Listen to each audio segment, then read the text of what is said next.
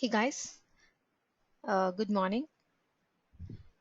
Let's talk about agents in Pega. So what exactly is an agent? Agent is a scheduled background job that executes some activity or that does some business transaction for us. Let's say, for example, every application will have a foreground jobs and background jobs, or some things that go in the foreground and some things that go in the background. So what kind of things you would like to do in the background? Uh, let's say you're booking a ticket through IRCTC, okay, Indian Railways.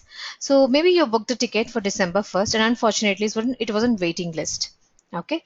But you have a couple of months time, so where the waiting list one may get converted into a confirmed ticket.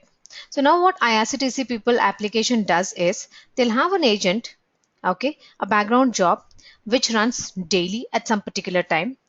It will check whether anybody can cancel the confirmed tickets. If somebody cancels the confirmed tickets, the people in the waiting list will be assigned, will be given the confirmed ticket. So there'll be an agent or a scheduled job that runs daily at a particular time and checks whether there are any cancellations done so that it can push this queue which is in the waiting list to the confirmed list. So these things you do it in agents. I mean, just an example.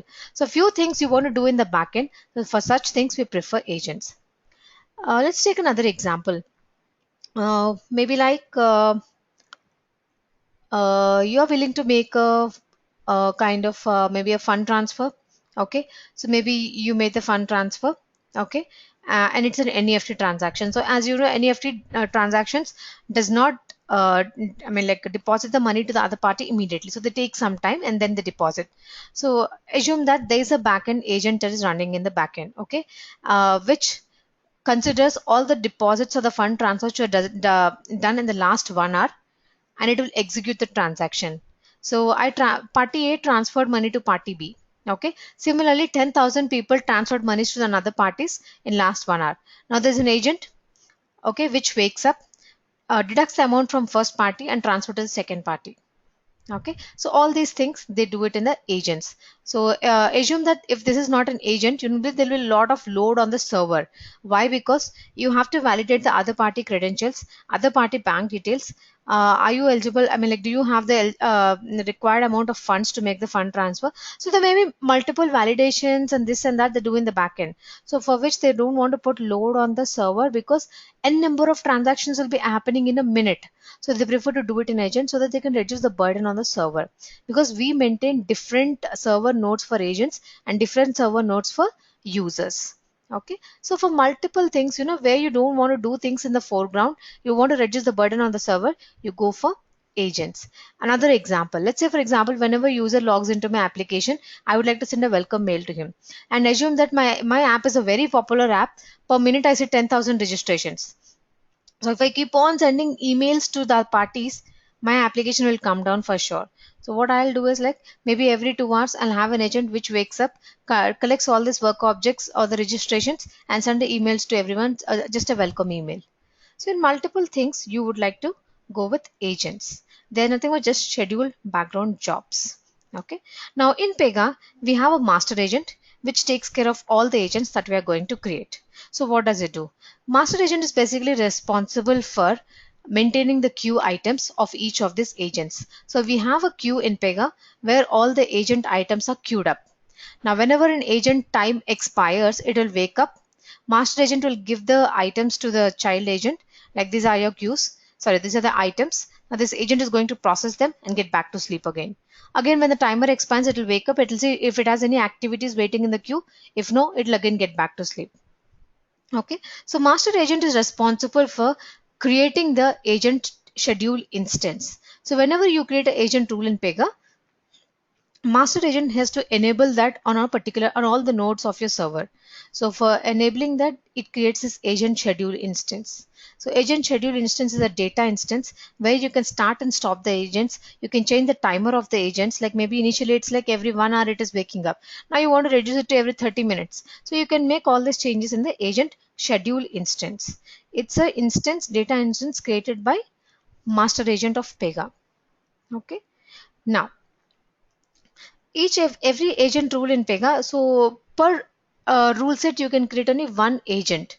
So if you have 5 rule sets in your application, you can create only 5 agents. But in each agent, you can write multiple activities. Okay, so one agent you can just consider it as like a parent. Inside that you can have multiple child agents, and each of the child agents do different things. They are independent of each other. Okay, so let's have a look at the agent rule and we'll talk about it. Today's class is just only on the theory part. Okay, so this is how an agent looks like, and this is my rule set. Okay, I can have n number of agents like this. Okay, and these are like completely independent. The sequence doesn't matter. Now, so this is my agent name. You can select the pattern. Periodic means you give the timer 30 seconds, 50 seconds, 1 hour, something like that. Recurring means every Monday, every Tuesday, like that. Startup means only when the server starts. So you shut down and start your server, only then this agent is going to run. Mode, I'll talk about it. Category, what is the purpose of this agent? Is it enabled or disabled? It means is it running or did you stop it? And this is the activity which is going to run and do the business processing for us. The maximum number of records that you want to process at a time. See, if your application is too big, you get 10,000 items, 20,000 items queued up.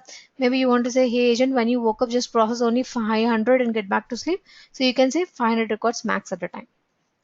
Auto queue management. What is auto queue management? I'll tell you when we talk about the modes of agents. Okay, so this is how an agent looks like. Now, let's talk about the modes of agents. So we have two types actually, standard and advanced. There's one more legacy. Legacy are the oldest ones which were used in Pega 5.x. You can ignore them. Standard agents and advanced agents. What are standard agents? And it's a most popular interview question. What is the difference between a standard agent and an advanced agent? Okay, or what is AQM? People keep asking you. They ask you the scenarios to explain when you go for this and when you go for that. Let's talk about them. Standard agents are the agents which do both business processing and transaction. I mean like DB transactions also they take care. Okay, transaction processing you can say. So uh, what happens in standard agents means they take care of both your business logics, okay, which you write in your activity, and your DB transactions, mean DB commits, rollbacks, everything is taken care by the Pega in standard agents. So what is the advantage when you go with standard agents is locking, requeuing, all these things are taken care by the Pega. So locking, what do you mean by locking here? Let's say for example, this agent is trying to process a work object. At the same time, the same work object is opened by a user in his portal. Now, how can agent process it? It can't acquire the lock, right? So this will be handled by Pega. So what Pega does is it will requeue the item. So next time, maybe when the agent turn comes, it will try to process this work object. Again, it has a lock, no problem, requeue it. So that continues and continues until the work object is processed. In even all DB commits, rollbacks, and all these things are handled by the Pega when you go with standard agents. And in case of standard agents, we use AQM. This is auto queue management. Okay, so this is nothing but a queue, a default queue where all the items are queued up. So whenever a standard agent wakes up, it will pick the feed from the queue. This AQM will give the feed for it. So this in the queue, the feed items will be there. It will pick up the items, process them, and get back to sleep. Okay, but sometimes what happens, you want to have a better control over the DB transactions. You don't want Pega to take care of when to commit, when to roll back, and all those things. Maybe you will have some requirements. You want to control them. So in such cases, what we do is we go for advanced agents. So in advanced agents, you take care of your DB transactions. Okay, and we don't use AQMs. You can if you want, and I mean like we don't go with the Pega's default queue. Okay, we create a RDB table. It's your choice. You can also go with the queue, but in normally we don't go with the queue. We create a RDB table. We put the requests in it. So whenever the agent wakes up, it will browse this RDB table, take the data whatever it want. It will process the cases and it will go back to sleep. So it continuously queries from the RDB table and it doesn't pick from the queue. So here what we do is we take care of this DB transactions, especially when advanced agents are preferred is when you have calls to stored procs, when you have RDB queries and all these things, we prefer to go with advanced agents than with standard agents, because standard agent does this auto commits and auto DB things it will handle. But when we make RDB transactions, you want to control them and you want to take care of few things. Okay, so that is the reason whenever we have this RDB stuff, usually we prefer to go with advanced agents than with standard agents. Okay, and in advanced agent, we don't go with the Pega's queue. We create our own RDB tables, our own custom queues. We query from them and we process them. And even though when you go with advanced agents, you see this option auto queue management frequently asked in interviews. So what is auto queue management? Whenever you enable this auto queue management in advanced agents, even advanced agents requeuing and locking mechanism will be handled by Pega. If you disable this, you have to take care of both these things. Okay, so that is the advantage and it is preferred to enable it. Okay, now just a second.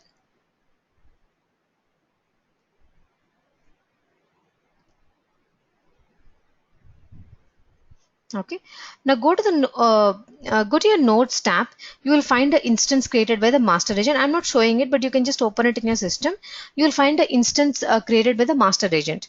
Okay, if you open that instance, you will find options to enable, disable, and change the timer of your agent. So what is the major advantage of this agent schedule instance is? Let me open it, then we'll talk about it.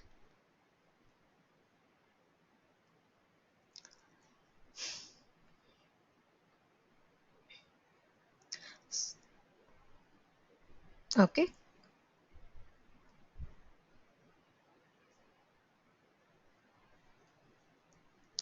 Huh.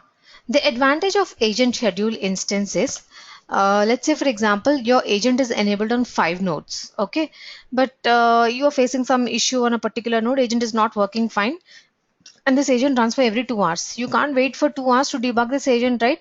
So I want to make the agent run for every 30 seconds. Now, but that should happen only on this particular node because I'm debugging on this node and not on the other nodes. So if you want to change the timer on a specific node, that is the reason we have this agent schedule instances, because for each and every node, your master agent will create one schedule instance. So I'll open a particular schedule instance of the particular node, change the timer, and I can test it. Okay, so that is the use of agent schedule instance. You can stop and start and make changes to your agent things in the agent schedule instance. And what if this enable this agent means for the n number of agent instances inside this, you want to enable or disable, you can control here. But this like this enable and disable takes more precedence over this. Okay, similarly interval, see if you already specified some interval here, then this would work. If you did not specify interval in any of the agents, then this will work. It's just a global setting, I mean like agent wide settings for all the multiple agents inside this. Okay, then in the security tab, you can specify the access group. There's another interview question again. Is this, why do we need to specify the access group? See, agent is a backend job. Okay, so that will also have a requester session. So whenever there's a requester session, you need to provide the access. What level of access or like which rules, which application this agent can access. So for which we need access group. Okay, and now here comes an interview question. Is access group required for both standard and advanced agents? No, access group is only used by advanced agents. Okay, whereas standard agents take the access group of the requester who has queued the item into its queue. So if I created a work object and my work object got queued into the queue, so it will take my access group. Then you queued the item, then it will take your access group. So that's what it is like. It takes the operator's access group while processing the data. But whereas advanced agent, they take this access group. Okay. Okay, so this is just a theory about agents. We'll work on the hands-on part tomorrow. Okay, thank you so much, guys.